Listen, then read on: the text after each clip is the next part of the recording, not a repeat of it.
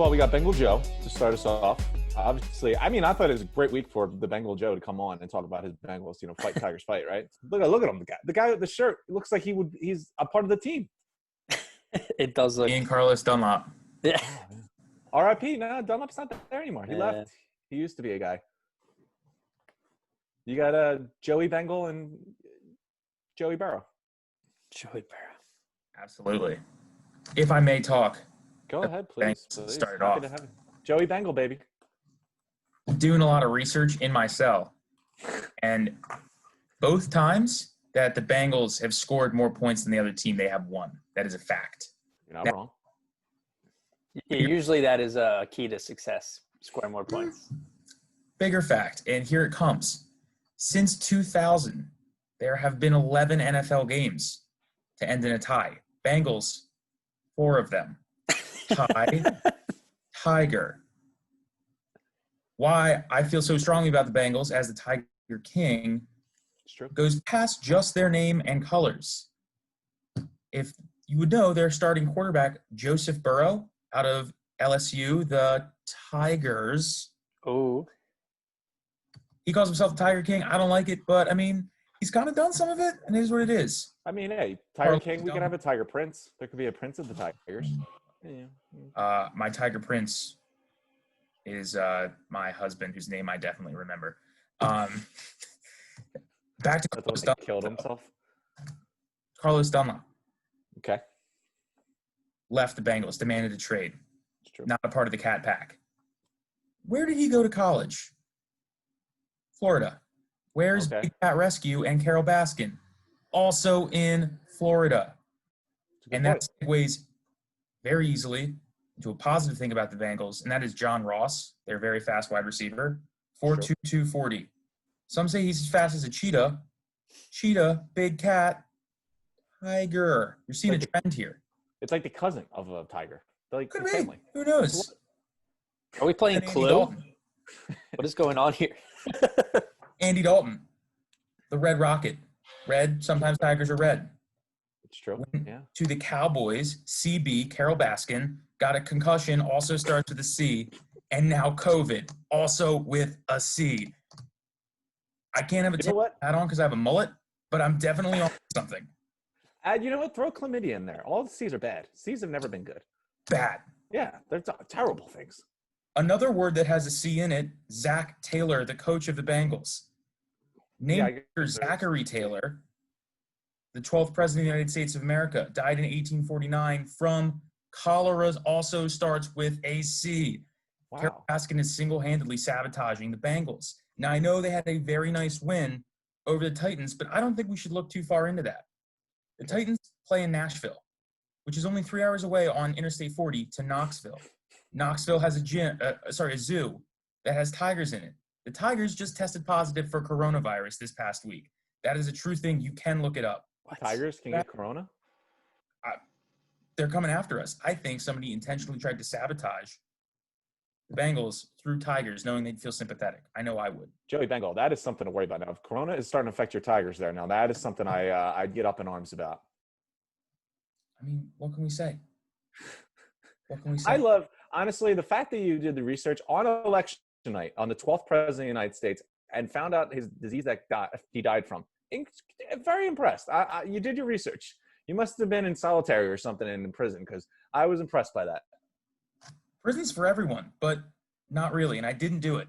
I definitely didn't do it. There was not a full documentary documenting everything I did that I still didn't do.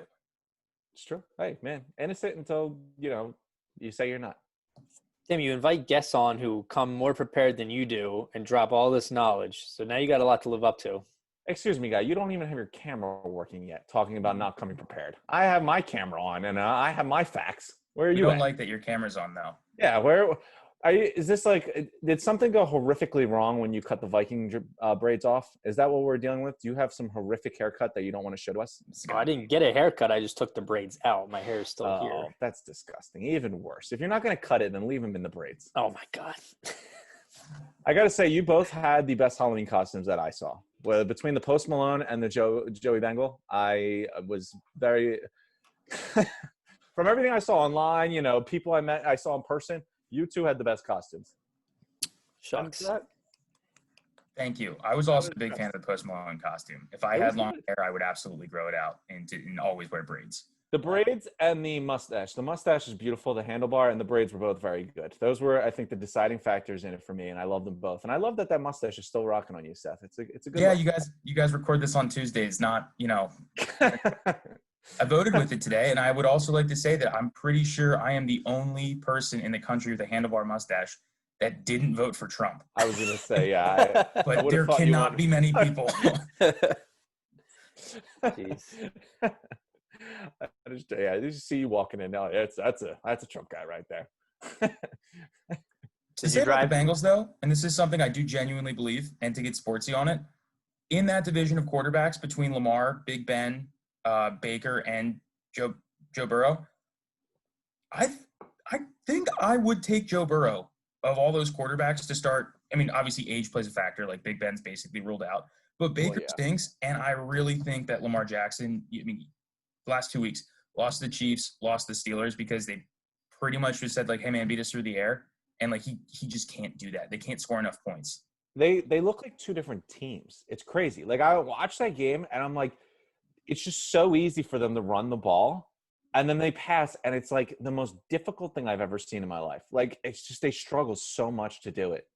And I don't get it. I mean, like, their defense is always legit. Like, and so they'll always be in games to some extent. But, like, I mean, there's, like, every week a new offensive stat about Patrick Mahomes comes out on him being, like,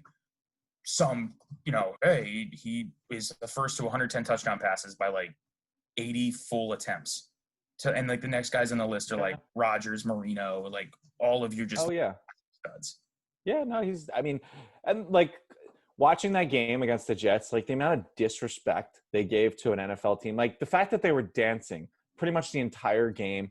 Patrick Mahomes lifted up Tyreek Hill and carried him 40 yards when they scored a touchdown. Like there was absolutely zero respect had. I've never seen an NFL team so disrespected by the other one. Like we know we were going to win by 40 and we were going to have fun and just be on every highlight tape because of all these dance moves we're going to put out there in the middle of the game, not in intermission or anything, like in between, like just snaps. We're just going to dance because we know this game's never going to be competitive. When is like the NFL going to step in and be like, hey guys, you got to figure this out? Like, I mean, the NBA got rid of Hinkie. Like they're like, no, none of this. Yeah. And the Jets are arguably worse than the Sixers were at least the Sixers player just tried.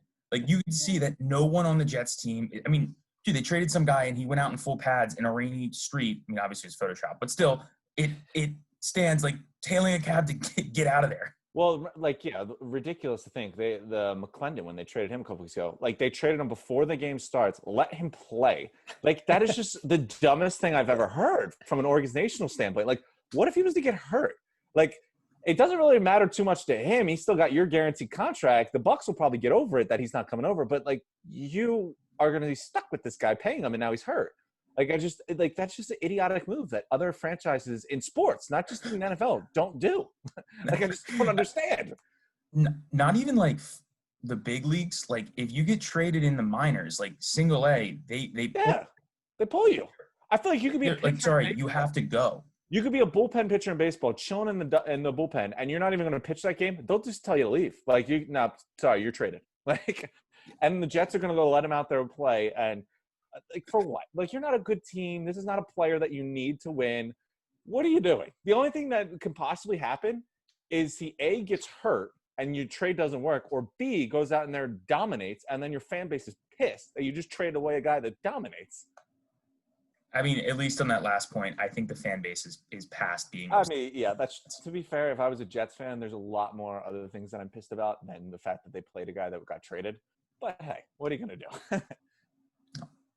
People forget they beat Brady one time. That's true. It's true. Only once?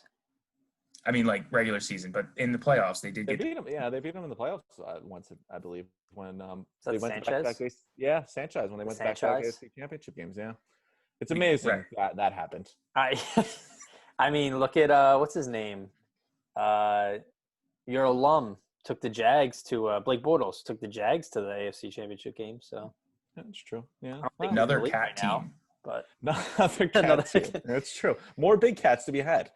Except They're a Carol Baskin team being in. They are true. Yeah, they're definitely a big Carol Baskin team. They like their, just the Boondocks and their Tigers. I will say, I think on the subject of the Bengals, Joe Burrow is like super, like picking up the NFL a lot quicker than most rookies can. Like, I feel like he's adjusted already, and his attitude is like great because he's like talking like they're trying to push for like a wild card spot, which I think at this point is kind of, they're pretty much out of it. But I mean, you still. I like the confidence. You're halfway through the year. They're still. What do they have? 2 wins now. I want to say. Yeah, 4-1, 5-1. 2-5-1. I don't think they're gonna get the playoffs. But listen, you got 2 wins. And you got a huge win against the Titans. That's something you can build around. I do actually agree 100% with what you said, Dakota. I see it a lot when I watch the games. Like, this team was so bad. Like, they were the worst team in football last year. He already looks like the leader of that team. He looks like a 10-year quarterback veteran leading that team. 2, he has this like mentality, this attitude to him. Like, he doesn't act or play like a loser. Like, your team is full of losers. Like, there's no other way to put it. You went to the worst team in the NFL last year, just like every first overall pick does. But he came in and you see him play. He looks like a winner. Like, I have faith in them because of him. This is an awful team with nothing else around him pretty much. But he just has that attitude that makes them better. And, like, he does make them believe that I can actually call them respectful and think they can win. Yeah. Well, I think a big part, too, is, like, it kind of reminds me to when the first season of Carson here in Philadelphia, like, even though he still made mistakes, like, they went 7-9 or whatever, it was like, oh, okay, like, this is our guy. Like, this guy he took it over. He became now 5 years in, Carson, obviously, like, that's a whole different thing. But, like, you're like, I don't care if we don't go to the playoffs this season. Like, next season, there's a legitimate chance we make the playoffs. And absolutely. Which, I mean, we'll see if Big Ben retires, then, or he's can't walk anymore, whatever comes first. It's them and the Ravens. Because, I mean, the Browns, like, until they are legitimately in the Super Bowl, winning with a second left in the fourth quarter, I will never respect that team. I agree. See, that was my mentality about the Browns last year. And then this year I kind of bought more into them because I thought, Stefanski was a smart coach and everything. I will say, last week I said that I think the Odell injury, I won't say it will help the Robins, but I thought it would make it easier on Baker. I was completely wrong by that. I could not have lied more to someone's face than thinking that would happen. I just, like, they were so disgustingly bad against the Raiders, whose defense is not something to be proud of. Like, something that's going to dominate. Like, 6 points you put up. Like, what is that? I was completely wrong on that, and I will admit that as being a complete fault because they just completely laid an egg. I thought Baker would have, the pressure of not feeding Odell the ball and not have to worry about, if Odell doesn't get the ball, are we going to trade him, all this other stuff. I thought that would make it easier for him, but that was completely wrong. That offense really, really looks like they're missing a big play superstar, and that's what they are. Yeah. But, I mean, we can get more to those games and everything. I mean, obviously we start with, always start with the hometown team. This is one of the weirdest games that I felt because I keep telling myself, you know what, we're going in the bye. We got a couple guys back. We're in first place in the division. We just beat the Cowboys on Sunday Night Football. And yet I felt so disgusted watching that game. Like, all those good things it's 100% true about that game. Everything happened like that.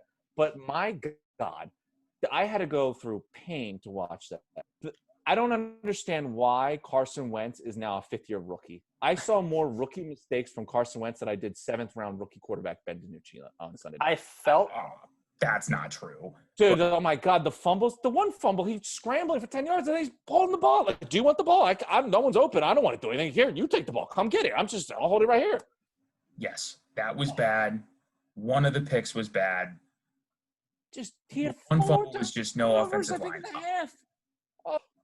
The Cowboys basically opened the game with DiNucci, like how much faith they had in him by running a triple option. That was essentially, and then the Wildcat was 2 plays later. So, I mean. Well, yeah, you saw a lot of Wildcat. Ball, 12 times? Yeah, right around there. But, man, like, my biggest thing, and I've been saying this since they did it, I think you need to fire all these passing coordinators. Press Taylor, get rid of him. Marty Morningway, I never wanted back in the first place. Go get an actual offensive coordinator. Because one thing is, how many times you see a quarterback on the sideline when they make a horrific mistake and they're either looking at the tablet or have an assistant coach or a coordinator in their ear ripping them a new one for being an idiot? it's not like Carson has been an idiot and made a lot of terrible plays to be ripped on. It's just no one talks to him. No one rips him. The only offensive coach you really have is Doug, and he's calling the game. I don't even know what the hell Press Taylor looks like. Morningway could have been fired for all I know. He could have COVID. I have no idea. I haven't seen him.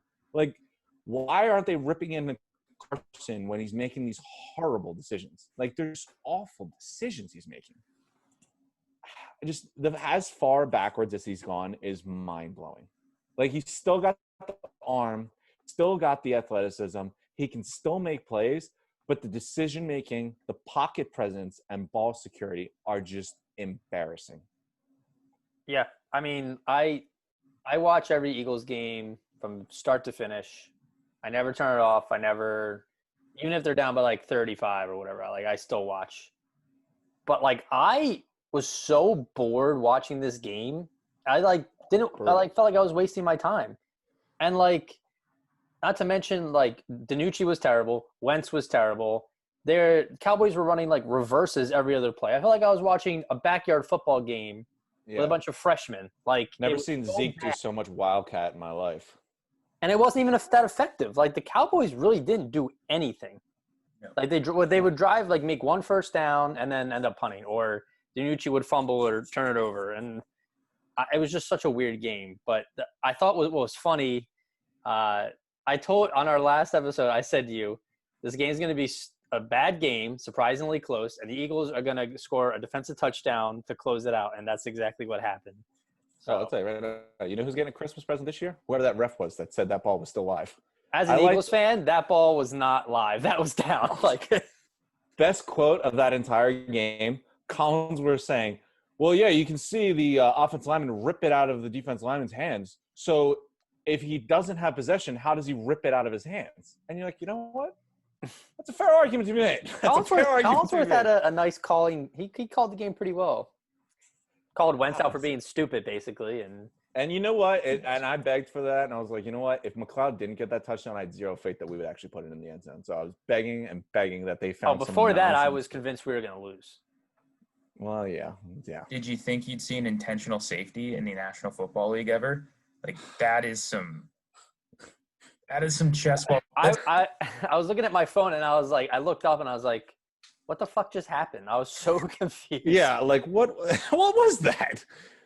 I was thinking about that when I saw something today. They were talking about Vrabel from last week. The Titans played the Texans, I believe, and it was on the last drive.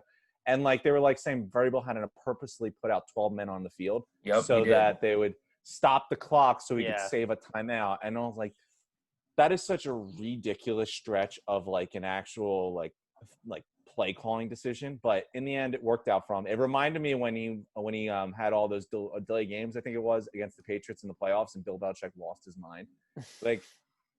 I don't like that strategy. I don't like the purpose penalty strategy, but in both times it's worked for him. So maybe he's onto something.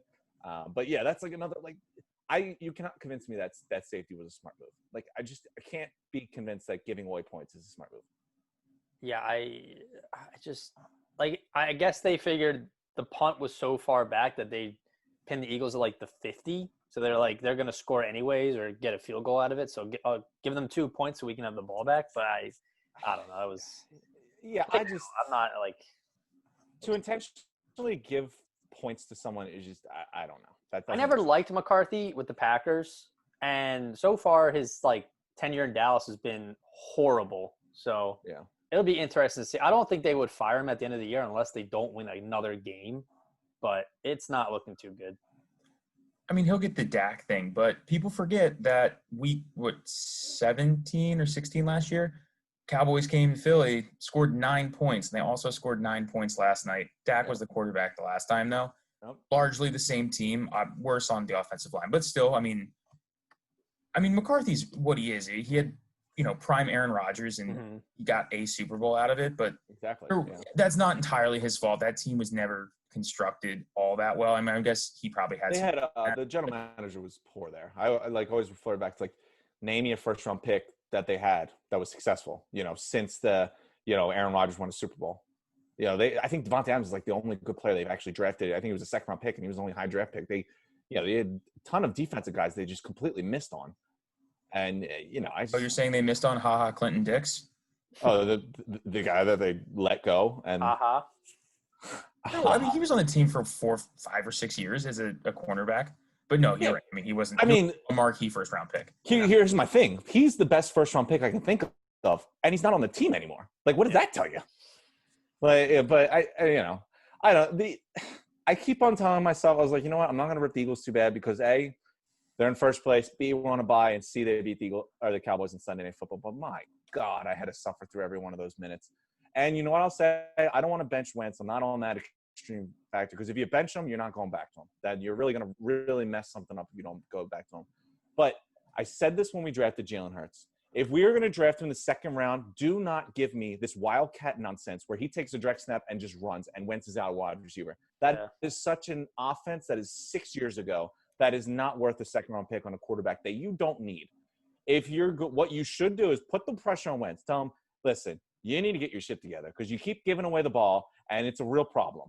Let Hurts start passing. Let him practice with the first team in practice. If you want to do something with Hurts, let him go out there and throw some passes. Put pressure on Wentz. I don't want to bench Wentz because I've never seen Jalen Hurts throw the ball ever in the NFL. I was never impressed with him in the past years of college. Why do I think he's going to succeed now? I think you take Wentz out now and start Hurts, he's going to struggle. He's going to fail, and you're going to go back to Wentz, and that'll get you nowhere. Involve Hurts more. Let him throw the ball. Make some more creative play calls. Let him run with the first team in practice. Let him get comfortable, and he starts looking good, and Wentz still can't hold on to the ball. Then you have a conversation.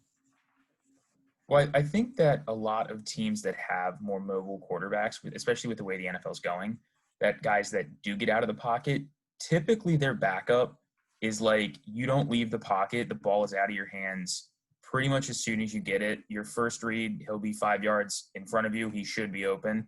And if not, just right into the ground. And so basically doubling down and not, like almost tripling down on having a mobile quarterback that when your main quarterback's accuracy is like outside of the fumbling, largely his biggest issue. It's just you're asking yourself for failure because, like, let's say Wentz gets hurt, which is not a crazy thing to say because he does it. Like, you put Jalen Hurts in, and then what? Where does Fulgham fit in on that? And the other thing that sucks too is like Fulgham might legitimately save Howie Roseman his job because the Eagles are probably going to make the playoffs this year, and that was so by accident. And that he's just like they're going to be like, what's the argument? Like, why do you fire Howie? It's like, well, you're terrible at drafting. And he's like, yeah, but look, this free agent Fulgham I just signed. And the best part is they might not have the money to sign him next year because the cap hell they're in. Like, if he keeps playing as well as he does, they won't. I mean, somebody else will pay him more. And I 100% agree with you. I see Fulgham. I look as like, you ask yourself, what's the worst draft pick Howie's had? And I personally think it's the Whiteside pick. I think the fact that Metcalf is blowing up the league and looks like the best wide receiver in football makes that even worse. But if you know what, if you can find Fulgham off the scrap heap and bring him in, and honestly, he looks like the best wide receiver I've seen in here in a very long time, like a young wide receiver. That you're right, it will offset that horrible decision by Whiteside. My other thing with Wentz, and I'll leave him alone after this because, like I said I will not kill them because they did win and they're in first place. I don't want to hear the excuse anymore that our skill players suck and they can't get open. That's why Wentz is holding the ball. There's two things that impressed me from the Cowboys game. One, I love the Rager and Fulgham 1-2 with Greg Ward and the Suns. I think that is a wide receiver core you can build around. That is an exciting core of wide receivers that I can actually say, you know what? We are set at wide receiver and we're good. Even Hightower too. And Hightower. Let Hightower be your fourth. I'm fine with that. I know Hightower, I'm not a big fan of Hightower. But if he's a once a play stretch guy. He needs to become more consistent, but he's a young guy. He's a fifth-round pick. My expectations aren't too high. I think he probably has exceeded my expectations so far. He has had some plays, but you have Fulgham and Rager there yesterday. Goddard was back. I saw a lot of times where Wentz is holding the ball forever, and they are open. Like, the excuse that we don't have skill players that can get open anymore, I don't want to believe it. Like, I think with Rager, Goddard, Ward in the slot, and Fulgham, that is something you can go with and be confident. Those are good weapons. Your offensive line's still an issue, sure, but it's going to get healthier. It's going to get better. I thought the offensive line actually played pretty well, like one of the better games this season against Cowboys. Yeah, but I think it's more than just the line itself. I think it's the continuity of who's out there. You know, if you look back to, and this is going to mirror what Doug said on WIP on Monday, but like, I think there's merit to it. Like in 17, which everybody loves to bring up, like I know I love to say like Carson's not bad, but he was great in 17. Like the same players played pretty much every game. Like I know that they were still a bit injury ridden there, and like obviously backup came in and won the Super Bowl, but like he had continuity, and I don't think Carson's smart enough. Like I really don't think he has a football IQ smart enough to deal with too many pieces moving around. And when he was his favorite target, Ertz, I mean, thankfully he's found something in Fulgham, but like he's seeing people open. He just doesn't trust them. That's why he's not throwing it. And then the offensive line is giving him half a second less than what he's used to, and then the ball's out of his hands. I mean, that's just the nature of how the NFL works. You can't stay back there forever unless you're Tom Brady. But I just don't understand how he can go from playing so well against the Steelers and the Ravens, two of the best defenses in the league, to just playing horrendous against the worst defense. Like it blows my mind how inconsistent he is. It doesn't make sense. He's just going back to that what you were saying, Seth. He has no pocket presence. No, he cannot feel a single blitzer that. I mean, listen, you gotta see like you have 5 offensive linemen. If they're gonna bring the press, like you gotta get rid of the ball. Like you gotta see this. You got to see the linebacker on the line of scrimmage and then not be surprised when he runs right past your offensive line and drills you. Like, he takes too many sacks. We're like, dude, if you just recognize it pre-snap, you would be okay. I never see him audible, like, out of anything. I just never see him make these smart decisions that other quarterbacks do. He's making rookie mistakes, and I don't understand why in his 5th year as a veteran. Like, he's gotten worse from what I've seen. And the skills are still there. His arm hasn't, he can't, like, he still throws very far. He's still athletic. He can still get out of the pocket and move and keep the play alive. His decision-making, his pocket presence, and his ball security are awful. And those are all rookie mistakes. I don't always agree with Max Kellerman, but I think he makes a really good point that on First Take he was saying how Carson he's a mediocre quarterback, actually bad quarterback right now, with elite talent where he will give you he says he'll give you a Patrick Mahomes-like throw once every game, but then he'll have, more bad plays to follow. So it's like, yes, I agree with that. Make these crazy plays that a few quarterbacks can, but like at the cost of him fumbling the ball away, trying to do too much, and I don't know. Even in his pressers, like he just doesn't seem to be getting it because he keeps saying, "Yeah, I know I made mistakes. I gotta get better. It was like, you've been saying that since the first. I know game. You actually going to get better. Yeah, no, I think that's a big on coaching. That's why I hated the fact that they didn't get an offensive coordinator. I was like, you know what? Doug's got enough clout in the lead that he could take any former head coach and put him in offensive coordinator. And I believe that. I think you need an offensive coordinator that sits down with Wentz, and it's his job to deal with Wentz. And you know what? Doug can call the plays or do whatever the hell he wants, but you need a guy that gets on Wentz, and he's got to be hard on him. Because I feel like they're just coaching him soft. Like he's just like he's got this persona like, I'm so good. I did this, this, and that. But you know what? You did that with DeFilippo and Reich, and neither of them are there yet. And since they've both gone, you have only declined. You need someone that is able and proven to take a very good quarterback to an elite level. Like that's where I don't think he's that very good right now. But when DeFilippo left, he was a very good quarterback, borderline elite. And you needed someone to come in and bring him over the hump. And I just don't see that. I have no faith in any of these fools that they have, the 6 passing coordinators they have, or whatever they want to call them. I'd get rid of every single one of them. Bring in an offense coordinator that actually has a proven track record and knows what he's doing. Yeah. Did any of the Eagles players make your duds list? I'm curious. No, listen, right, like I said, ever since I made that rule where losers can't be studs and winners can't be duds, it was left off. But don't worry, he was thought about plenty, so – I could get to the studs and duds. We're going to make transition. I don't have anything else more to go on the Eagles. I don't know if you guys have anything else that you wanted to get to on the Eagles, or if there's any other game.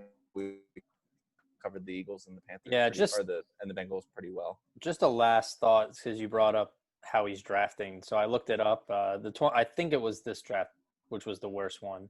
2017, besides Derek Barnett, who was the first pick, we had Sidney Jones, gone. Rasul Douglas, gone. Matt Collins, gone. Donnell Pumphrey, gone. Shelton Gibson, gone. Nathan Gary, terrible. And Elijah Qualls, gone. Like, I've never even heard of him. He was a D tackle. But, like. Could use him. Yeah.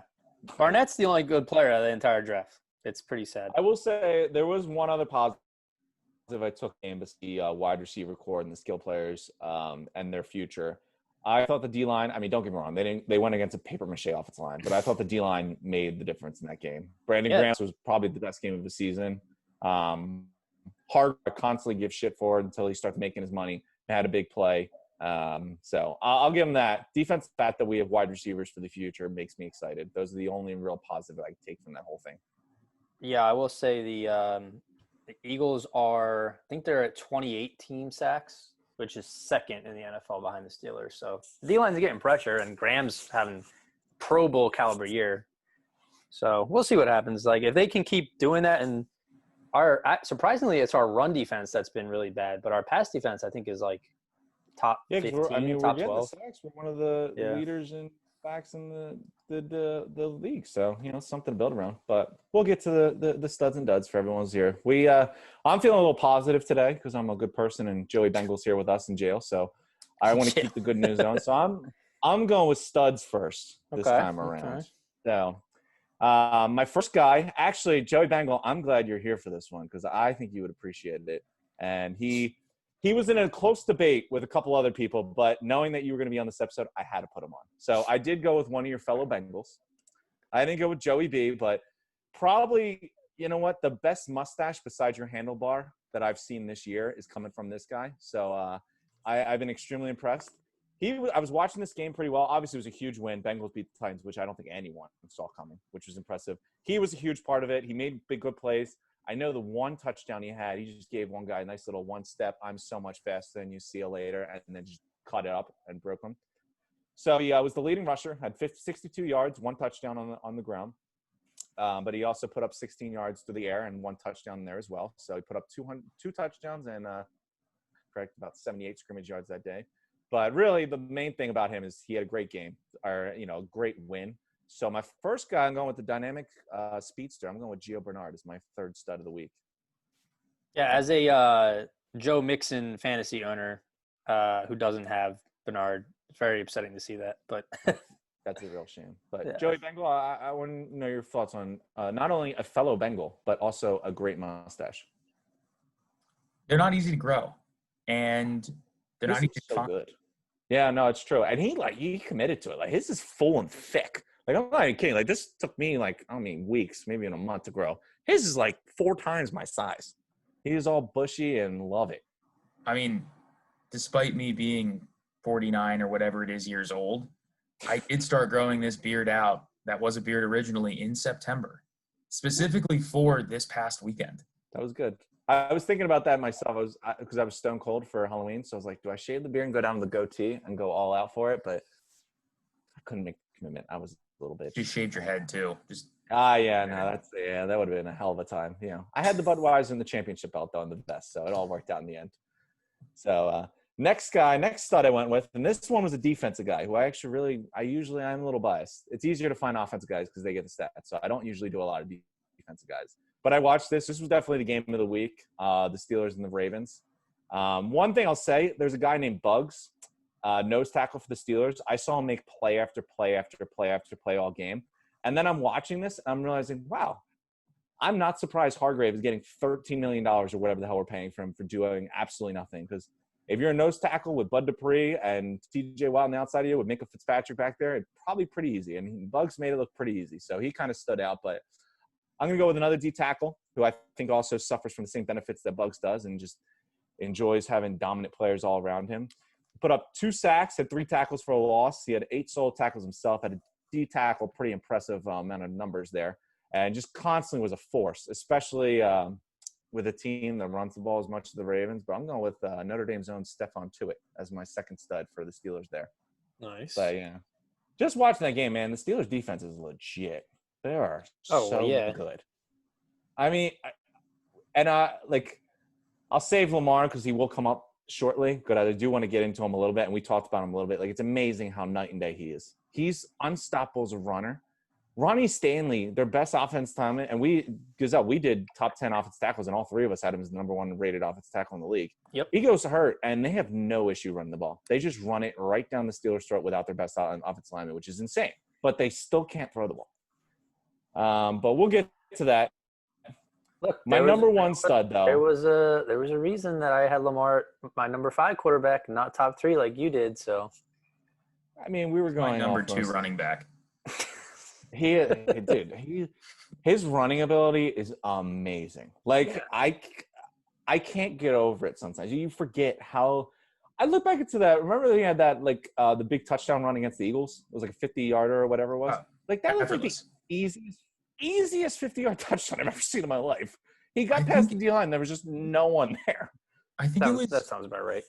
Was it against the Steelers this past weekend when he had a touchdown that got called back?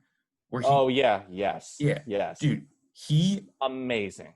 It was so electric. I mean, that'll be a highlight reel play that they just put into a package like later in the season. People forget that didn't count, but like, I mean, he was just so fast. And like, I'm glad you mentioned that. It was just awesome. But he's running back.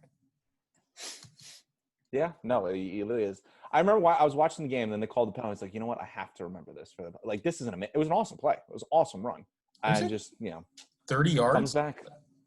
Yeah, it was beautiful. But my number one stud, since we're talking about running backs, big running back game for him.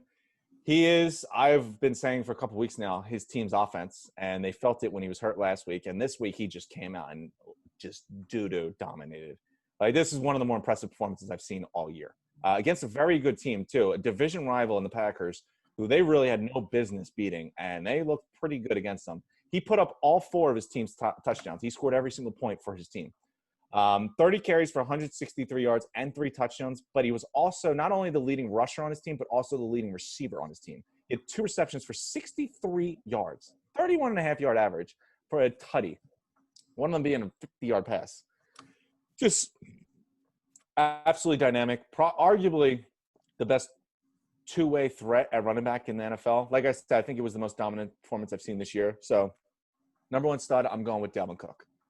He is a monster. Oh, my God. Just went there and just dominated. Like, he could not be stopped. Nope. And, like, it's just – and against a good team. Like, they weren't playing a bad team. This was a game that they deserved – like, the Packers should have won. Mm-hmm. And if it wasn't for Dalvin Cook, they would have won. And he just went out and just had his way with whatever the Packers were doing to try to stop him. And it didn't want to work. And I got to say, you know what? Look at the guys that signed big money contracts this offseason. Kamara, Cook, Mixon. I know he didn't do anything this last week, really, but they're all balling. They're all looking good with their big money in their bank. Derrick Henry. All of them are making the running backs look really good right now. Running back, the agents of all running backs should be very happy with how this year's going. Especially Saquon. Oh, yeah. Saquon's going to be like, you know what? I'm going to have 5 total wins on my career and miss a whole year from ACL, and I'm going to make goo-goo dollars. Because look at what Dalvin Cook and Kamara are doing. And the fact that the Giants are god-awful. I think Saquon signed, like, the largest rookie running back deal. Well, he was, number 2 pick. So, I mean. Yeah. So he got to sign, like, the big boy. Probably, actually. He's probably, I can't think. $50 million? Something like that? Yeah. I want to say he's got to be the highest drafted running back since. The only ones I can think of is McFadden. He was top 5. He wasn't top 2. Zeke was 5, honestly, right? AP? The only top 2. He was 7. The only top 2 I can think of is Reggie Bush. I was gonna say Reggie Bush.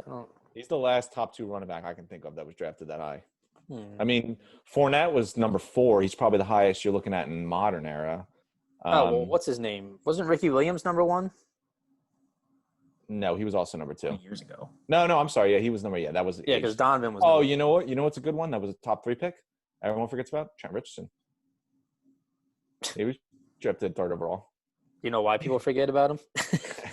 You know why there was no running backs drafted in the top 3? Because of Trent Richardson. I mean, yeah, it's one. Well, think of it. It's like one position that only a single player can play. So.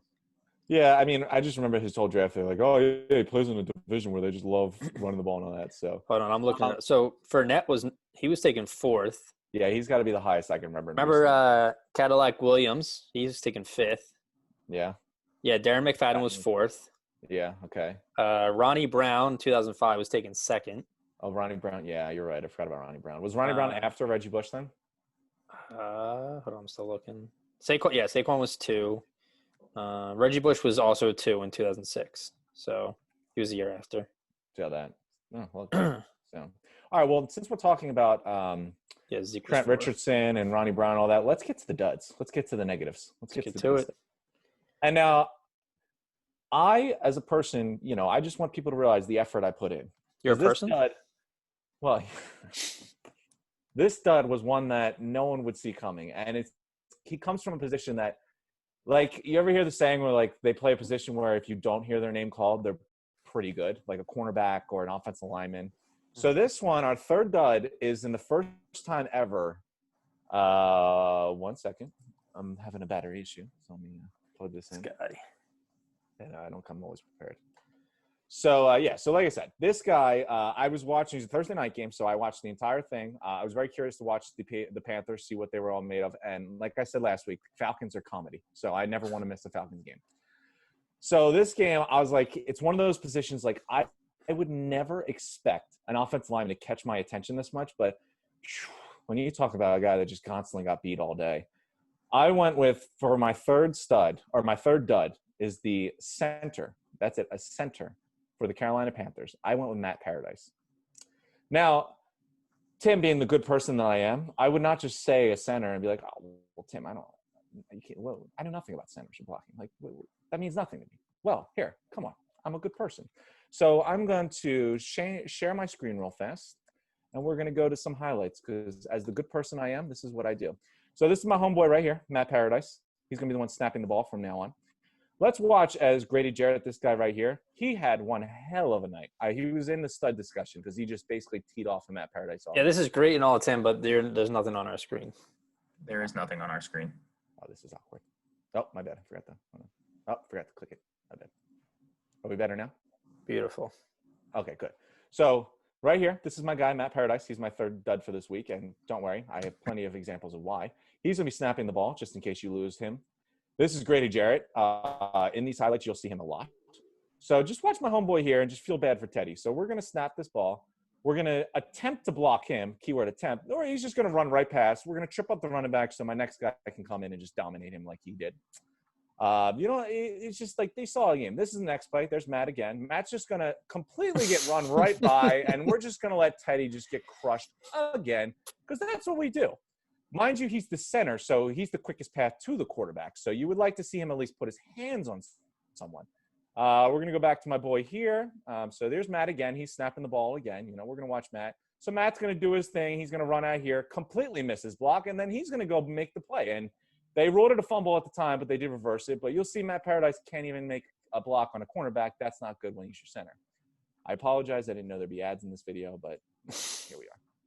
So that's my boy Matt Paradise, and, I'm a good guy, so I got one more for you. So we're going to go down to 13 minutes and 39 seconds. 1 second, go right here. So, again, my boy Matt Paradise, he's my third dud. He's the one snapping the ball right here. So let's watch Matt. Watch Teddy, too, because he's probably going to get broken in half. So here's Matt. Guy blitz, misses the block completely, and there's Deion Jones making the sack. Like, it's just one of those things, like, I go back to this. Center, offensive center, is a position you should never know unless you're Jason Kelce, who I actually, in the opposite, I see him make huge plays all the time. Mm-hmm. I just was watching that game, and I was like, oh, my God, this guy's getting just worked in every possible way. Deion Jones had, like, a ridiculous amount of stats. Grady Jarrett dominated.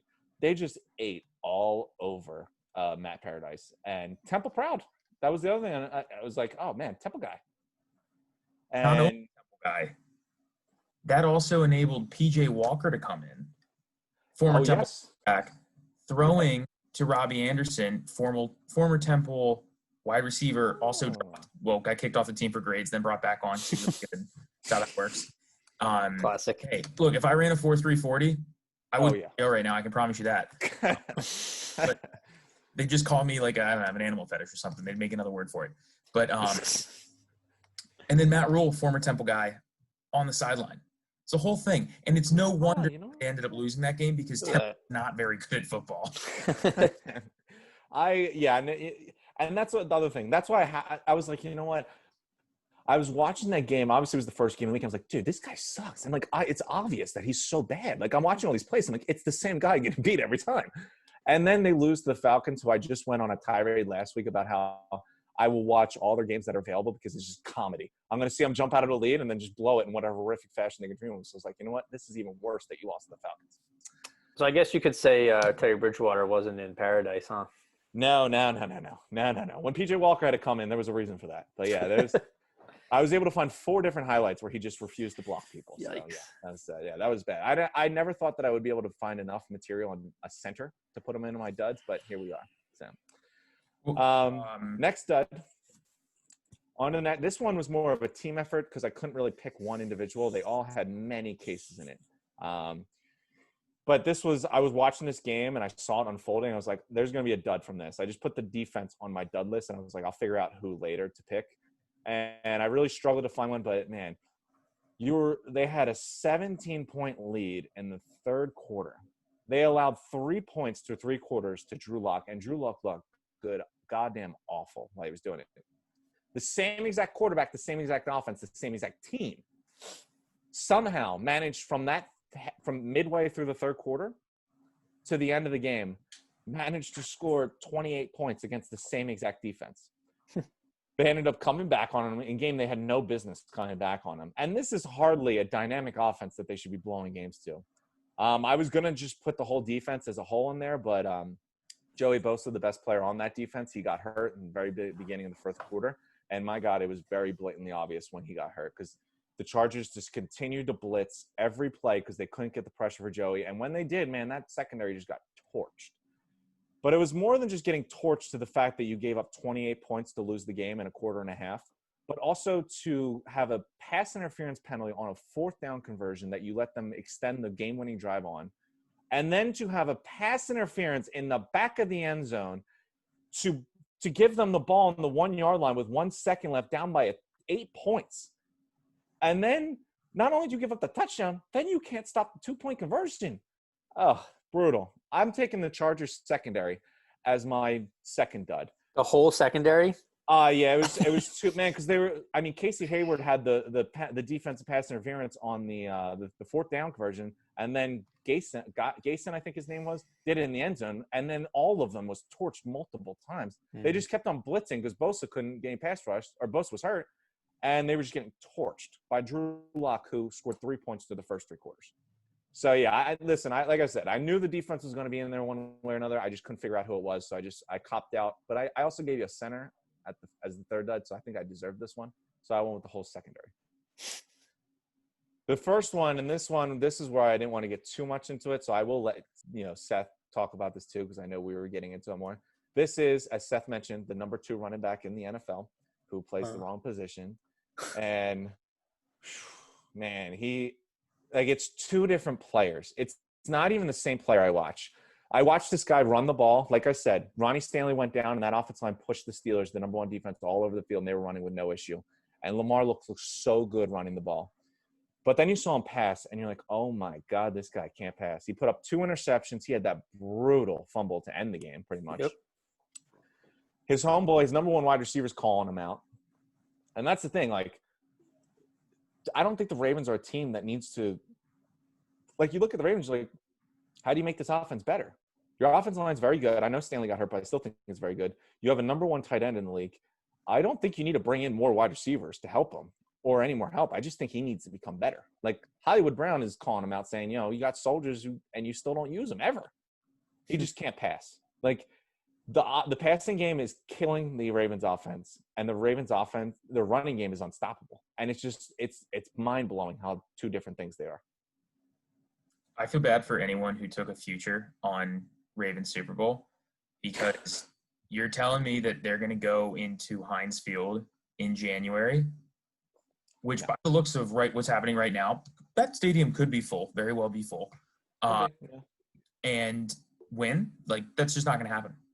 There's just no chance they're going to go through the Steelers. I mean, it's going to be great to watch because typically in those games you see a linebacker come out of nowhere and just give him and the running back just oodles of CTE, which is like fun to watch as oodles. But outside of that, I mean, Big Ben's not going to have to do anything. Like, that's the Steelers' success right now is just limit what Big Ben's going to do, make sure he doesn't get hurt or let him have a few fake injuries and then get him back out there. And then and that's it. Let your defense win it for you. Still the best trade probably in the last 5 years. The Nick Fitzpatrick one. I won't talk about the Steelers too much anymore. But like the the Ravens offense is seriously lacking. Like, when in this league has like a really defensively strong team overcompensated for their anemic offense outside of the Broncos, which Peyton Manning was still the quarterback. So like it's not. I mean, it was Von Miller, but like winning that game in the Super Bowl for him, but still like this Ravens team is just not good enough, and the AFC is too good for them. I agree. I'll make one thing, and let's cut. I want to hear a point because I think this was the game of the week. You actually hit it on the head with the Broncos comparison. Two things I'll say. I think that trade for Yannick Ngakoue from the Vikings was the Ravens understanding exactly what you said, that they are going to struggle mightily if they have to rely on Lamar Jackson to win playoff games. So you know what? Let's make this defense unstoppable so that we can stop teams like the Steelers and the Chiefs. And then you know what? Maybe we can just stop them and slow them down, and then we can just run the ball, kill the clock, control the ball, and score. Because we clearly can do that. We just can't pass. But the one thing with Peyton is Peyton never made mistakes. He didn't throw 2 interceptions, and he didn't fumble the ball on the basically the game-winning drive. So, but I think that's a great comparison. But the difference is, Peyton was broken and beaten, but he didn't make the mistakes that Lamar's making, and he's not a complete liability in the passing game like he is. But it's good. I want to hear your thoughts on that one because I know they were 2 of our top 10 power ranking teams before we get into that. I mean, yeah, I think credit to the Ravens for it was like a very back and forth like jumping game where like I think it was Steelers got out early and then the Ravens I forget what happened. It was back and forth. It was a great game. You said, the Ravens were able to run the ball really well, but I'm not trying to base everything I know off of First Take here, but I was listening to them and even Stephen A. and Matt Kellerman, I think it was Orlovsky, were talking about Lamar and how like it's true that he's phenomenal athlete, phenomenal player, but so far when he's been asked to win the big games that they need to win, he hasn't been able to come in clutch. So it's a concern. He's still young. He's still young. So he can't throw the ball. Look at that. I mean, listen, 54 seconds into the game, he throws a pick six. You can't do that. Against a team like the Steelers, that will come back and bite you in the ass. And it's exactly what it did. And then you look at the game, like you were talking about how it was a close game. In the third quarter, the Steelers put up 2 touchdowns and the Ravens didn't put them aiming. They were up 21-17. That was the moment when the Ravens had to start throwing the ball. And that was the moment when the game changed. Because the more they throw, the less effective they are. And that's what you need to do. You just need to hang with them for the first half. And if you can jump out to a lead, it doesn't have to be that big of a lead. Then you're in the driving seat because then Lamar's not going to come back. Think about this, and I'll end this. Think about the Chiefs last year. They were down by double-digit points in every single one of their playoff games, and they came back and won, obviously. Lamar Jackson cannot come back on anyone. Like, the run game is just not something that's going to be able to come back, 10 points or 20 points or 17 points. He wants the lead. He's got to jump out to the lead early, and that's why I think they invest in the defense because they understand that this is going to be their MO going forward is run the ball and play defense because they can't afford to get behind in games and have to pass it. Yeah, I mean, on the other side of that, Steelers, they lost their young linebacker a couple weeks ago, and now basically stole Avery Williamson from the Jets, and now he's going to insert right into that starting lineup. So they're going to continue to. I mean, realistically, I saw their schedule. Like, there's a chance they could be undefeated. Like, they only have like 2 or 3, opponents that are actually going to give them trouble. So. Honestly, I think they play I was looking at the schedule. They played like the Ravens in like 5 or 6 weeks. I forget. And they'll probably finish like 14-2. Yeah. I mean, the next competitive game I think that I actually think they might lose is the Ravens. And listen, the Ravens will still have these problems that we're talking about now. I wouldn't be surprised if they ended up with the number 1 seed. So. Oh, yeah. I mean, I definitely think they've taken control of that division. The Chiefs I won't count out, but I definitely think they've taken control of that division. Seth, did you have any final thoughts? Because I was going to transition that into power rankings real quick. No, I mean, I think it's going to come through Pittsburgh, and it's really going to piss me off because I hate Yinzers. Like, it's going to be so annoying. Yeah. Because like they're not like there's been so many better Steelers teams, and like it's a weird NFL. I get it, but like that defense Big Ben's not as effective, and it's. I mean, it'll be nice to see if he's doing enough. I would say. Yeah, he's doing enough, but like he's gonna get, I don't know, like a linebacker's gonna get through and hit him, and like just a regular tackle to him is like getting hit by a bus for us because he's just glass. Well, not glass, but like at this point, more metal than not. And like, I hope it doesn't happen. Like, I like Ben Roethlisberger. It's a bummer to see that whole crop of quarterbacks leaving the league, but at the same time, like, let's go. Like, I want to see Justin Herbert continue to lose in horrific ways. Like, I want to see, like, all these other young guys just like come in and take their licks and like take over. And, because it's weird because you got like, it's just, there's too many teams move on from quarterbacks way too quickly now.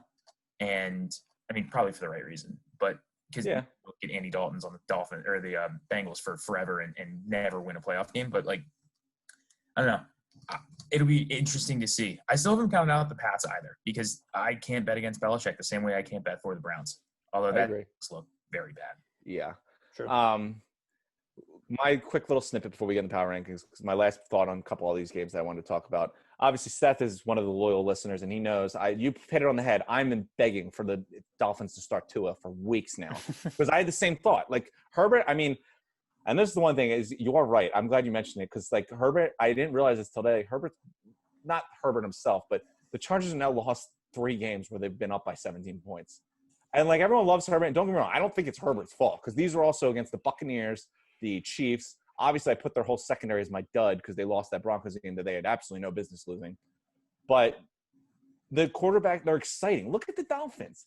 Tua did not have a great game, but they beat the Rams that they had no business beating. I just feel like young guys get more energized when a young guy comes in. I think they just, you get behind Tua. He's a young guy you're going to grow with. And then I think veterans get re-energized when a young guy comes out there. I think Fitz is the ultimate fill-in quarterback till you bring in the good guy, and I think he brings that good energy. But I just think that there's different excitement. Like what won the Dolphins that game was their special teams and their defense. Don't tell me the defense wasn't hyped up now that Tua's out there. And you're like, you know what? If this guy could be the legit thing, and that excited me. I mean, Tua was hardly perfect, and he hardly had any exciting game. He didn't need to. I think he I don't even think he had 20 pass attempts, but I think starting a young quarterback that excites the team. And I think they're a sneaky team right now because their defense is very under the radar. Their defense is very good. I think it's the lowest points allowed in the NFL so far. So it's a very good defense. That's secondary strong, and they play hard. Yeah. Flores is a good coach. I like Flores a lot. Yeah, and I just think that you put in a young guy like Tua, that's a new age. That's a new era. Everyone knows who Tua Tagovailoa is. Since he was a true freshman, we've been saying he's going to be the number 1 overall pick. That excites people to play with him. Like he's a legend. Like he is a college legend. Like he's a lefty. Like it's just exciting. It's something new. It's something exciting, something to look forward to. But, so he got a win. I was excited about that. My boy Herbert, again, loses the heartbreaker. But, I got into the Chargers defense already. My last note on the Patriots, as you mentioned, I agree. I won't count on Belichick. But, my God, we ripped Lamar. Cam he runs the ball great. He didn't play terrible last game, though. I think keep in mind, they're like missing. They probably were hit the worst by COVID opt-outs. I agree. So here's I just want to read my last 2 sentences. I took my notes during the game just so I had something to tell my This was my notes. So my last 2 sentences about this game. This was on the last drive when Cam was driving. They were going to win. Yeah. While Pat's last drive looked great running the ball, Cam is dynamic. ... Brutal fumble. Cam is a complete liability on the same exact drive. Like that's just, and you know what? Like that was exactly how I felt. He looked so good running the ball and just forcing his way, and then he fumbles it and loses the game from, and that's brutal. It's almost like it was dittoed what Lamar did. He can't throw. Lamar can't throw, and they both had brutal fumbles that lost in the game. So yeah, it wasn't the best. I will say before the power rankings actually. So. Trade deadline was today, and honestly, it's like nothing really all that exciting happened. I mean, yesterday we had the Niners traded Quan Alexander to the Saints because he's going to be a free agent, and apparently they weren't interested in bringing him back because they got another young guy they want to play. And then Desmond King from the Chargers was traded to Tennessee. Wait, you know what? That is part of why they were duds. I think that game was part of why Desmond King got. Like they were like he's also a free agent though. It was like after the game, like 5 minutes after the game, there was the report on ESPN that the Chargers were looking to trade Desmond King. 30 minutes later, he was already on a new team. I think they saw how bad of a performance that was by that entire second. Like I said, I really tried to single out one, but that whole secondary sucked. They all had a part in being awful. Yeah, there were rumors also that there was Packers had a trade in place for what's his name? Will Fuller. Yeah. And that fell apart. So nothing too huge, but So moving on to power rankings. So normally we get these taken care of ahead of time, but I think it'll be interesting to kind of do them on the episode. So I think top 5 is pretty easy for us. So this is my thinking for top 5. Number 1, Pittsburgh, obviously. Obviously, yeah. And I think we keep 2 and 3 the same. KC at 2, Seattle at 3. I'm fine with both of them. And then swap Bucks and Ravens. So Bucks at 4, Ravens at 5. Because Ravens still played. I mean, they still lost by 2 points or whatever. Yeah, I know. Still but the a good Ravens, game. Bucks had a bit of a scare against the Giants, but I think they still won the game when it mattered. So I don't think Pittsburgh's won. I know this is your guys' thing. I think Seattle is still the best team, and then the Chiefs. I don't think that defense, though, the man. Chiefs. The Seahawks defense still worries me. They are I said I'll never miss a Falcons game that's on National TV. I'll never miss a Seahawks game on National TV because that offense is dynamite and that so much fun. Gives up so many points. Yeah, I think when you talk about the best team on both sides, I still think it's the Steelers. That defense is the number 1 defense in my opinion in the league, and I think as long as Ben's there, James Conner runs the ball solid. The Claypool and the other wide receivers are good. I have no problem with the Steelers at 1. Seattle, they're going to be entertaining. I'm just curious to see how long they can get away with the fact that their defense is just trash. Here's the thing, though. Just like the Steelers, there's going to be a game where their defense, isn't the strongest part of the team. And there's going to be a game where Seattle, where Russ isn't, as amazing as he is. He's going to have a slightly down game eventually. So it's and you know what? That game, when he has a slightly bad game, I don't think they're going to win. I don't know because the defense is they're worse than the Cowboys right now. They gave up 27 points to the Niners, and how many people they have hurt? Kittle and Jimmy G got hurt in the middle of the game.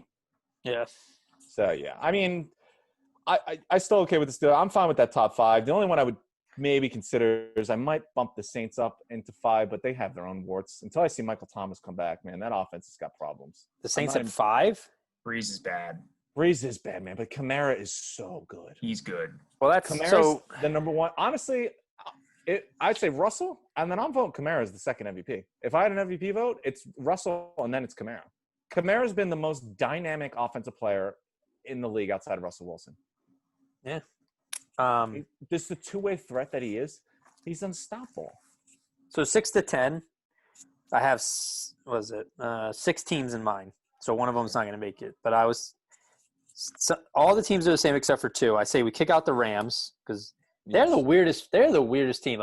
Some games will look really nice, really consistent, and then they just lose to random, not play well at all. So I'm over them. Quick note on the Rams though, they have only had one back-to-back big game on the West Coast.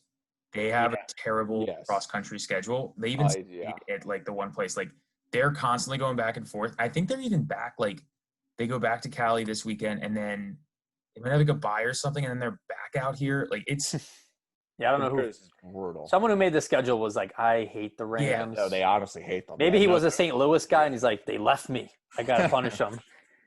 I mean, I guess it's just tough. You're playing the AFC East, which is not a fun division when you're on the other side of the country. But I agree. I do. Yeah, their schedule has been brutal. But I'm fine with kicking out the Rams. Yeah, so 6 to 10. This isn't in any order. These are just the teams considering. So we got Bills, Packers, Cardinals, Titans, and then Colts and Saints. I think the Colts are actually their defense is really good, and Phillip Rivers had 1 or 2 bad games, but he's been helping them win. They scored 41 points against the Lions. Relax. The Lions are not a good team. They're competitive though. No, they're not. They lost by 20 points. How's that competitive? It was close until some point. But, I'm not going to vote for the Colts. I like the. They're 5-2. Yeah, but I don't. They have not impressed me at all. Well, I was thinking so. Bills, Packers 6-7, Cardinals at 8, Titans at 9. Since they lost, dropping back a bit. And then 10 Colts or Saints was what I was feeling. Colts or Saints? Oh, no. Put the Saints above the Colts. There's no way. Because I still think trash Drew Brees? Yeah, well, you know what I think will make Drew Brees better?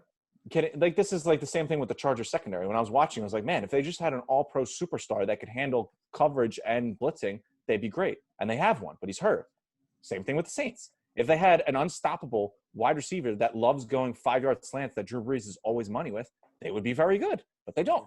He's hurt. So I think that Is he though? You know what? I have no idea. He's a weird guy. I don't know, but he's what's killing going my on fantasy with him. team, and I'm still winning somehow. I beat Tim this week, so round of applause for me. Such bullshit. I was so mad about that one. You almost had me, and then Ryan Suckup, Tampa kicker, was able to put me over. So Fucking bullshit. People Also- forget I beat Tim last year, and even though he had Mahomes and Christian McCaffrey, people forget. Tim, sounds like you suck at fantasy football. Well, relax. Yeah, last year was a down year because I did have. Oh, you made it did to the have Mahomes. semifinals. No, not last year. Not last year. I didn't make it to the semifinals. I don't even know if Yeah, I lost. In the I first, beat you in the semifinals. I thought that was the first round. I don't know. You scored like 80 points, and I scored like I know, points. I also to put you in perspective, like you're like, oh yeah, why did this loser lose with Mahomes and McCaffrey? I also traded away DK Metcalf for Jacoby Brissett. So that was that was a poor decision on my So part. we're not putting you at GM anytime soon. Yeah, that was. You know what was worse is it was when Mahomes got hurt when he dislocated his knee, and I traded DK Metcalf, and then Brissett got hurt the week I traded for him. So he was hurt the weeks that I needed him to fill in for Mahomes. So I had to go pick up a new quarterback after I just traded away Metcalf, who I could have kept. He could have been my keeper. I got him in like the 10th round. So yeah, that was pretty awful. I gotta start making trades with you, Tim. I know. Yeah, I know. I did. That was a bad move. I learned from my mistakes. So what's our bottom five? I say the Saints at 10. I still think their defense looked pretty solid against the Bears. I like them better than the Colts. All right, Saints at 10. What do you think? How do you feel about Titans at 9? Fine with that. Who they played this week? They lost to Bengals. Oh, they lost the Bengals. Yeah, but you know what?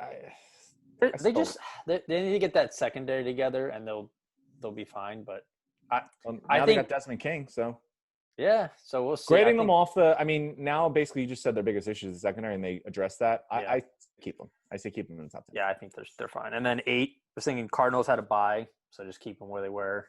Fine. Packers lost, but they're still a top team in the NFC. I say keep them at 7, and then Bills finally beat. I think Sean McDermott, that was his first win against Bill Belichick as a head coach. So put them at 6. They still worry me at times, but I know they were on a bye, but that was a pretty bad loss for the Packers. Like they had no reason to lose that game. They were up by quite a bit, and the Vikings are not a good team. So I would bump the Cardinals actually above the Packers. The Packers have to go backwards. That was not a good showing for them. I'm fine with that. Flip the cards in the pack. Joey Bengals as our guest judge. What do you think about the top 10? So I think that I come from a family that half of it is staunch Bills fans.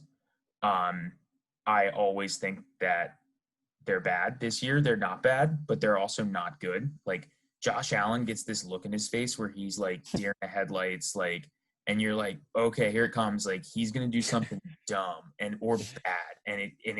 It's starting to happen. It didn't look like it was going to happen the first few games. And like every year I see the Bills come out and they go and they light the league on fire. One time they did it with Ryan Fitzpatrick in like 2010 or Yep, I remember that, yeah. And he got a concussion, which does help with deer in the headlights, and then they lost every other game. And like it's kind of similar with the Browns. Like I want the Bills to be good. Like I don't really have a vested interest in the Browns, but like they've never been good as long as I've been alive. Like ever, almost no redeeming qualities. Like you can go down a list of like terrible quarterback draft picks that like shouldn't have been drafted. And Josh Allen is like, I think a poor man's Carson Wentz. And like, that's saying a lot considering Carson Wentz is not that good right now. Hey, listen, I can totally relate when you said you see something stupid happen or dumb happen. Like, trust me, as an Eagles fan, I see it every week. Yeah.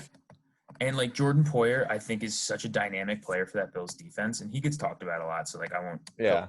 Former Bird. What's that? He was a former Bird too. Yeah. Yeah. Like a game. Wow. He did. Oh, yeah, you're right.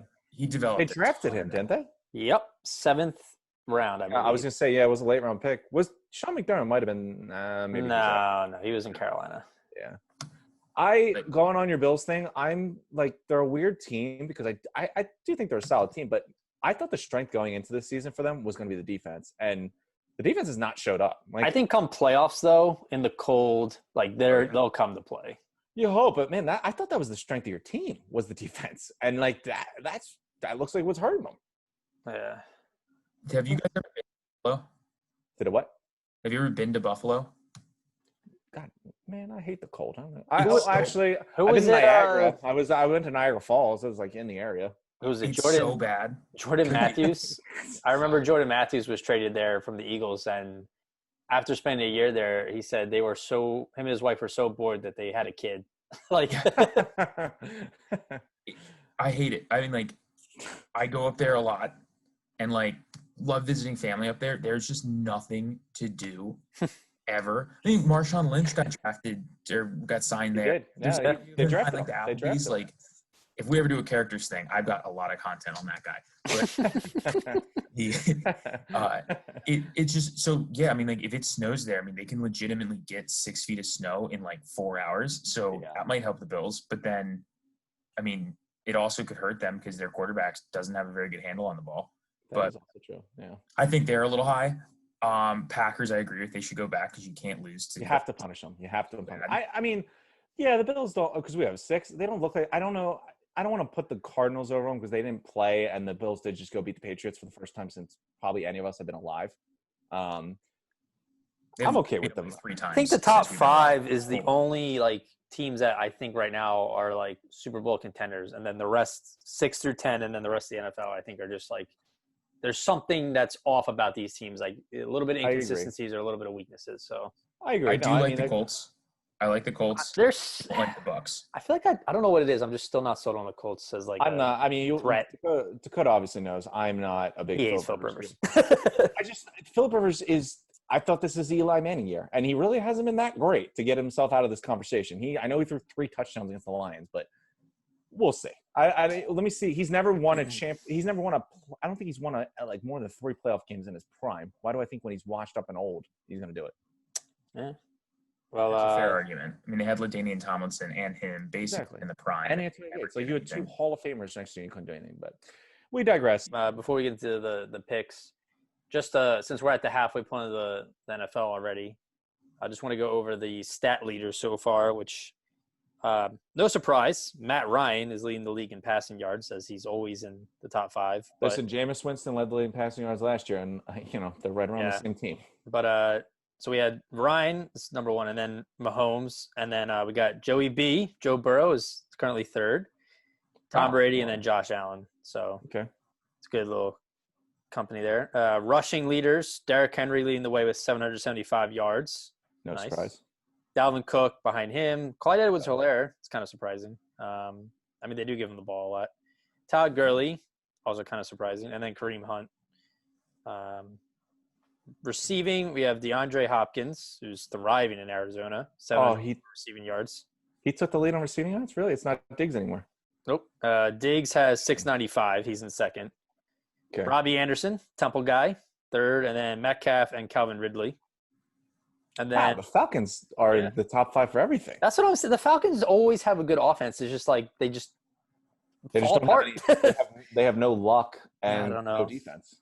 And in order to give up 20 points, you have to score 20 points. Yeah. You're not wrong about that. And then just for defense, Giants, Blake Martinez, linebacker, 82 tackles, leads the way. Jalen Smith is also tied for 1st, but I feel like he's always looking for the ball. Like never knows where the play's going. I think that's more of there's 10 people on his defense that aren't capable of tackling NFL players, so he's just got to tackle everyone. Yeah. And then Eric Kendricks, Bobby Wagner, Zach Cunningham, they're always in there. It's always linebackers because they're running around. Sacks, Aaron Donald and Garrett tied for 1st with 9 sacks. But coming in with 7 sacks in 3rd place, Mr. Brandon Graham, having a phenomenal year. JPP, still in this league, is kind of surprising to me. Maybe he's younger than I think. Explosive. Yeah. Honestly, I want him to write an autobiography. He got left-handed. Yeah, well, yeah. I mean, he's like a Super Bowl champion. He blew his hand off. He's been on 2 different teams. It's kind of interesting. I think it's interesting. He's playing on the same team as Tom Brady, who he beat in the Super Bowl. Interesting story. Yeah. And then interceptions, Xavier Howard with the Dolphins, like we said, like he was hurt last year, and we were talking about him in our top 10s, like how if he was healthy, he would have been in there. Like he's a really good player. Yeah. And then Kendall Fuller also with 4. J.C. Jackson, never heard of him. Pat's corner, I think he's got 4. Carlton Davis, Tampa. Also part of that, I will say, if you guys got to see that Monday night game, tell me that wasn't pass interference on the safety on that 2-point conversion. See, I kind of like it as a no call. Really? If the ball didn't hit his arm, then maybe. But like I know he wasn't looking at the ball, but he perfectly played the ball. Like he put his arm there. It was too close, too bang bang to say it was there early. Maybe in slow-mo is why I think otherwise, but it just looked like he just sprinted full speed to the wide receiver or the running back, whoever was there, and he killed him. And then he barely got his head turned around in time. I don't know. Like I said, if it wasn't for the fact that the ball hit his arms, because then, you could say his head never turned, he's never playing the ball, but, the dude batted the ball away, so it's hard to say he didn't play the ball. He just did it without seeing it. So, I was fine with that.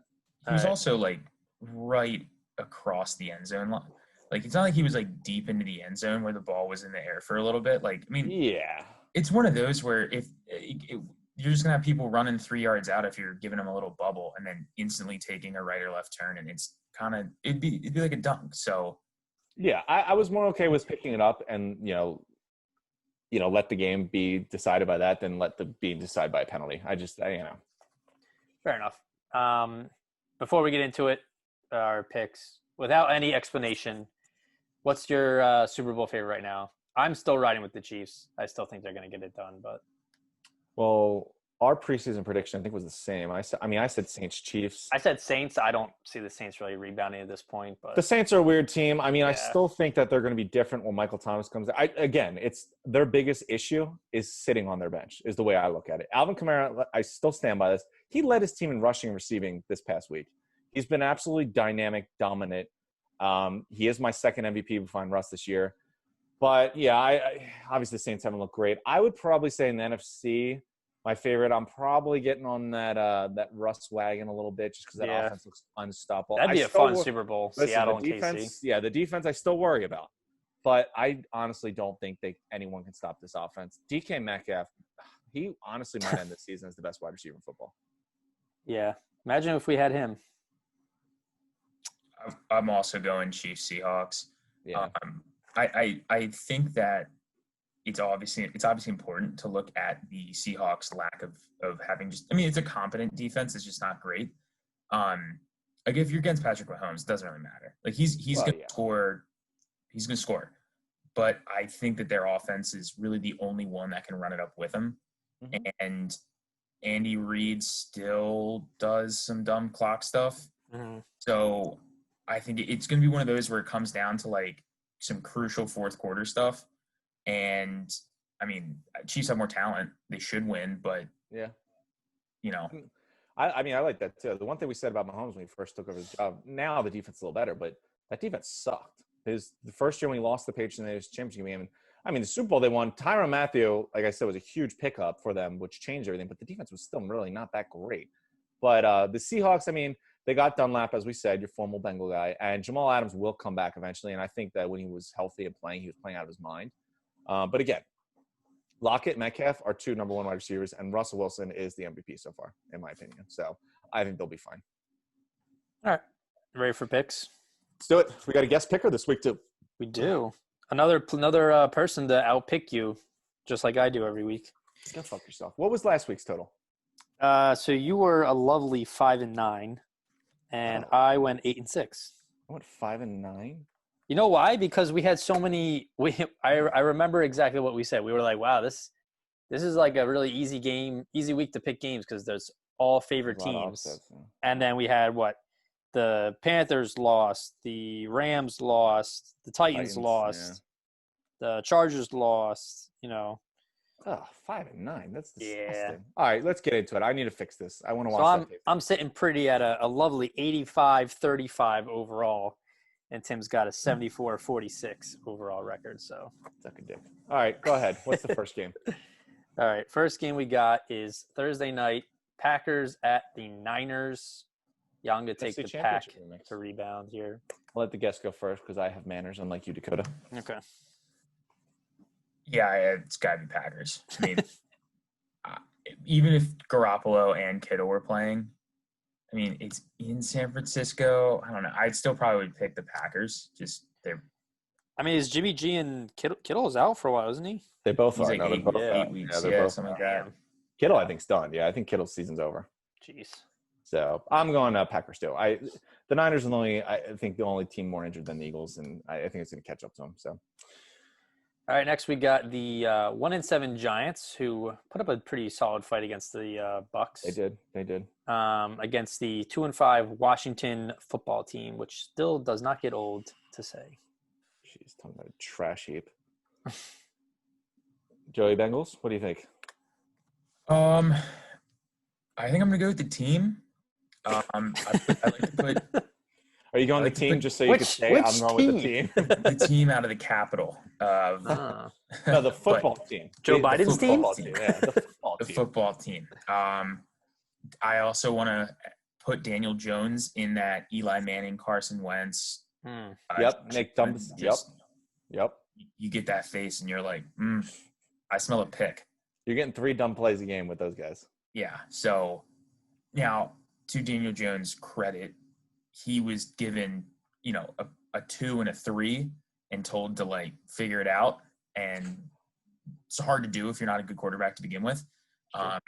But yeah, and it's not even the Washington football team's that good. They just have good defense. And Daniel Jones clearly can't get out of his own way in the pocket. So yeah, advantage them. I'm going to take the Giants. I think they keep the momentum going. They look pretty good, so I'll take the Giants. I'm actually with Tim. They haven't gotten blown out yet. They've been in. I think most of their games have been lost by less than like 6 points. Yeah, so sure. I think they're better than people give them credit for. They're not a good team, but I think they're a competitive team. So I'll take the Giants. All right.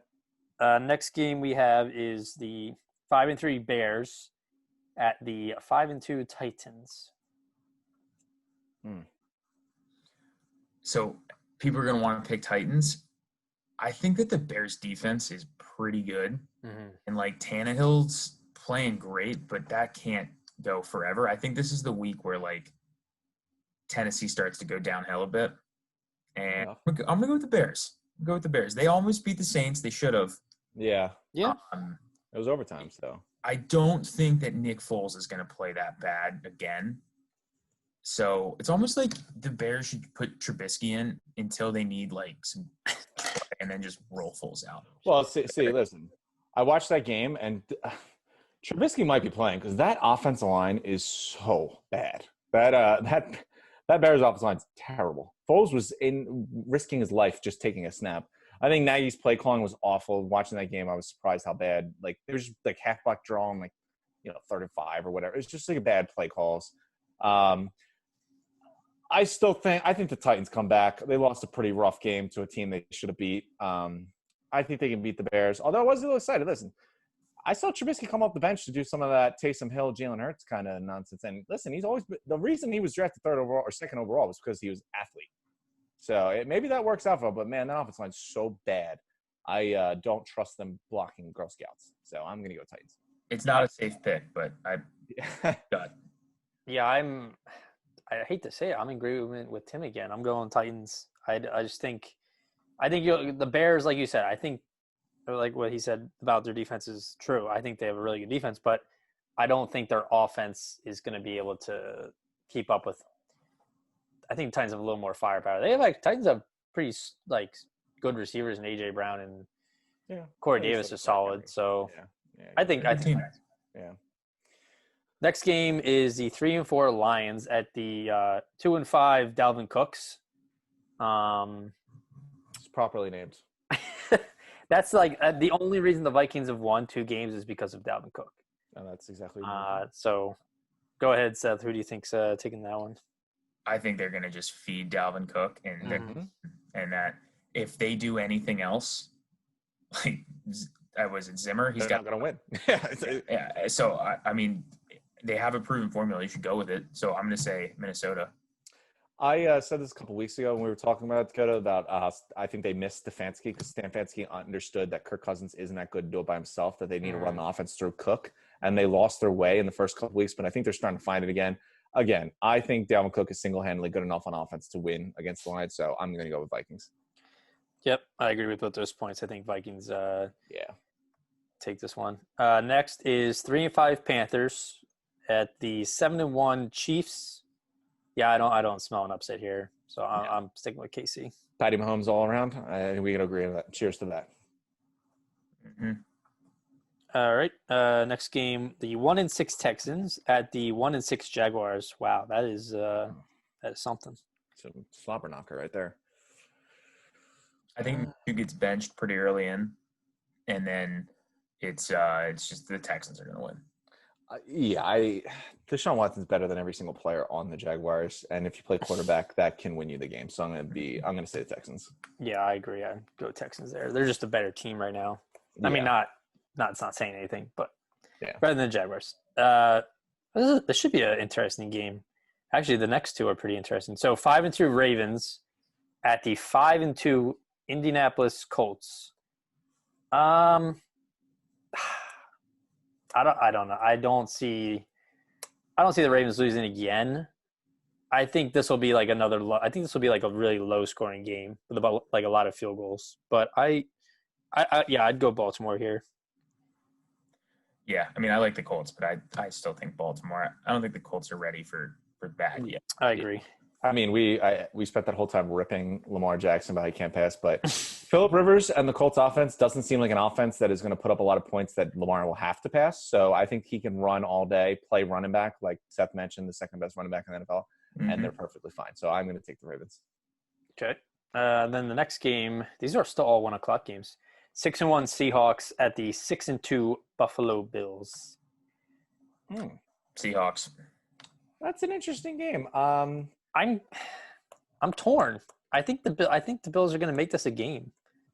I don't expect them to get blown out. I think they'll make it a game. But like I said when we talked about Buffalo, I've been disappointed with their defense so far. And if you put up a disappointing defense at all against the Seahawks, you're going to get torched. I think the Seahawks will be perfectly fine putting up a lot of points, and it'll just be a matter of Josh Allen keeps shooting out with Russell Wilson, and I'm going to take Russell Wilson on that one.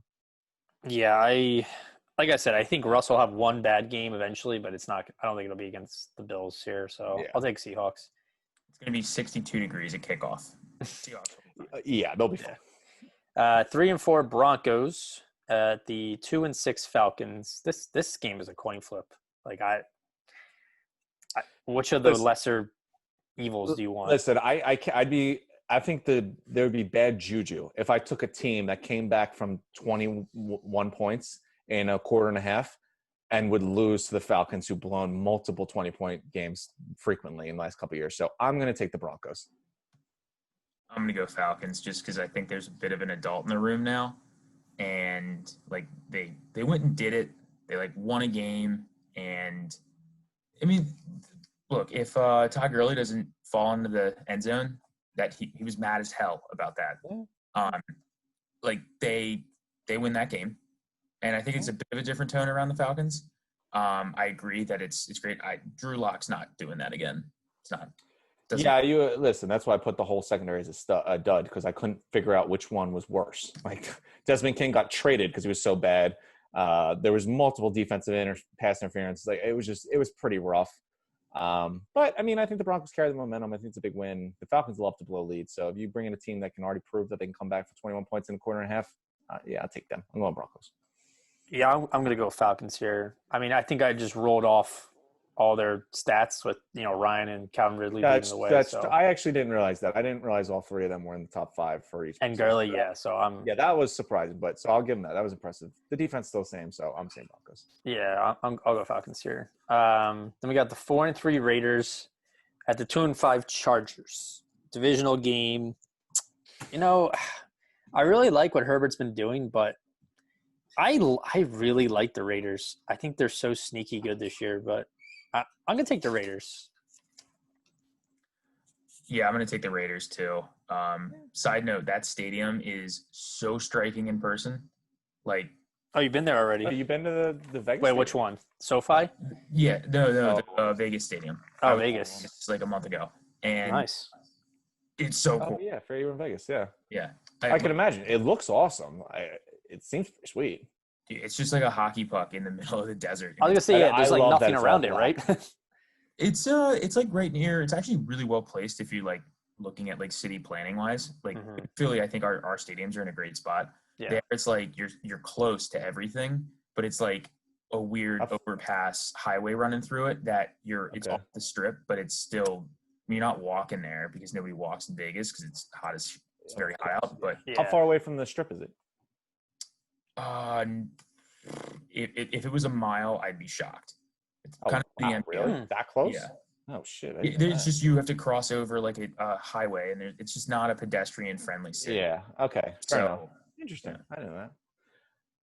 Right near the Knights Arena. It's like kind of across the highway from that. Knights Arena is also sick, by the way. Yeah. Yeah. I will. Listen, I've been talking about these young quarterbacks as we got into it. I think eventually Herbert's going to win one of these games, so I'm riding with Herbert again. I hope. Listen, I hope for the Chargers defense. Bosa clears question protocols. My God, there was a difference between when he got hurt and when he was out there. Yeah, and, I'm pretty excited about the fact that we have Burrow, Herbert, and Tua all playing really well. Like normally we have first round quarterbacks who like in the top 10, like at least one of them sucks. Well, hey man, no fans makes it easier. This is why I begged for Tua to start, but we digress. What do we got now? Or Steph, what'd you pick? I didn't catch your pick. I say Raiders. I like them too. I just think they're a good team. They're not great, but there's something here, I think. Fair enough. All right. What do we got next? Oh, this is I think this will be game of the week. 7-0 Steelers at the 2-6 Ben DiNucci Cowboys. Oh my God. He's not starting. Oh, he's not? Who's playing? Nope. Dalton probably is, right? They have the practice squad quarterback, Rush, third string, are duking it out to practice. Who's their offensive coordinator again? Kellen Moore. Yeah, yes. I think he's starting. Yeah. Yeah, he should. Yeah, I mean, they could sit up Troy Aikman. I'm still taking the Steelers. Yeah, I'm taking Pittsburgh. I also am taking Pittsburgh. 4-3 Dolphins at the – this is surprising. At the 5-2 Cardinals. This is actually pretty tough. I think like most of like normal like football analysts, whatever, and the media will say Cardinals, but like I don't know. You know what? Actually, they had a bye, and I overthink this one. And I think I am overthinking it a little bit. Yeah, I look at it this way. I think Tua will be fine. I don't think he's ready to get in a shootout with the Cardinals, and I think the Cardinals are ready to put up some points. So I'm going to say the Cardinals. I mean, outside of one NFL game, like Tua was electric in college. Kyler Murray was equally, if not more, electric in college. And it's not like Kyler Murray's been – I mean, he's not been as, phenomenal in the NFL, but he's been pretty good. He's getting better. Yeah, he's been solid. Yeah. So I agree. It's more talent. I think it's the Cardinals. Cardinals sweep, yeah. Yeah, I think the Dolphins are a solid overall team, but I agree. I think Cardinals just a little stronger at this point right now. Sunday night game, 5-2 Saints at the 6-2 Buccaneers. This really depends on if Mike Thomas plays, I would take the Saints. If he doesn't play, I'll take the Bucs. But speaking of all-pro wide receivers, I'm almost positive Antonio Brown's going to play in that game. He is. I'm taking the Bucs. I don't know. Something is up with Michael Thomas. This is more than an injury. Something he was rumored in trades. Apparently, he was fighting teammates. Also, wait. Hindsight. Do you find it ironic that the guy that Michael Thomas punched in the face got punched in the face again this past weekend by the Bears guy? Yeah, like this guy gets punched in the face by his own teammate, and in the middle of a pro football game. Maybe he is the problem. He does stuff. I was watching the rest of that game, and he's talking. He did that same exact thing. He put his finger in his. Fun fact: my old roommate, he went to high school with Gardner Johnson's baby mama. He always mentioned that. And now he's in the news for getting punched in the face. So I always think back to that. But yeah, with that said, I'm gonna go with the Bucs. Brown will be out there, but that defense is still there. If Michael Thomas isn't playing, and I don't expect him to play until I actually hear he's playing, I think the Bucs will be fine defensively against the Saints. So yeah, I'll take the Bucs. I hate Tom Brady so much. He's so overrated, and he is. It's hard to say he's overrated when 6 Super Bowls. I'm not going to get into that now, but he gets so lucky, and he just basically trades in a depleted Patriots team and gets this. Got Mike Thomas, Antonio Brown. Yep. I mean, it's just not fair. And like, I am not. This isn't even overthinking it. I'm just gonna stick a flag in the mud or in the sand, and yeah, I'm going Saints because. Fair enough. We did a fantasy episode with Goldberg, and I was saying this because we talked about Gronk. I was like, you know what? He was down on Gronk. I was like, eventually Brady will involve Gronk. Like, he loves Gronk, and don't get that confused. And I thought maybe this would take him a while to understand the Arians offense, and he would just lean on what he knows. And you're seeing it now. You see Gronk more involved, and I expect to see it more going forward. And I think Brady's just going to keep going his way. But yeah, I don't disagree with that logic. I just don't like Tom Brady. Oh, no. Listen, I don't like him either. Drew Brees looks awful without Michael Thomas. So. Mm-hmm. Yeah, I think I'm gonna take Saints here. I think the Bucks they had a nice little run here after they struggled a little bit in the beginning of the season, but I think they're gonna take an L. And then the Monday night game, 2-5 Patriots at the 0-8 Jets. Should we do something with the Jets where it's like the Premier League in soccer where they kick out the worst team in the league? Demote them, yeah. They really have the Jets versus Patriots on Monday Night Football. Yeah, I'm gonna take the Pats. God, yeah, give me the Pats. Yeah. Also taking the Pats. This Jets team is awful. Have to play like the SEC All-Star team. Yeah, they should. I mean, I'd put them against the SEC championship team. I don't think they're going to beat them. Now they traded away a couple other guys. Yeah, I mean, probably a few players on that team will be on this team next year, but like, you're not wrong about that. They're so bad, awful. But, all right, gentlemen, I got to go pee really bad, so it was a pleasure. Dakota, I'm glad that you never got your video working at one point in this. So I'm glad Joey Bengal came on because I would have been really lonely doing this, looking at myself. Mm-hmm. In jail. Good to see you had a lot of computer time in there. Well, they're very friendly here. The hair, the mullet, the shirt, the jail cell, it's perfect. Beautiful. Thank you. Well, Seth, thanks for coming along. Thanks for giving Tim some knowledge early on. I'm sure he was needing it. Yeah. There'll be a quiz. Yeah. So, all right, gentlemen, I look forward to another week. Let's catch up again. Awesome. All right, boys. Stay easy. Peace out.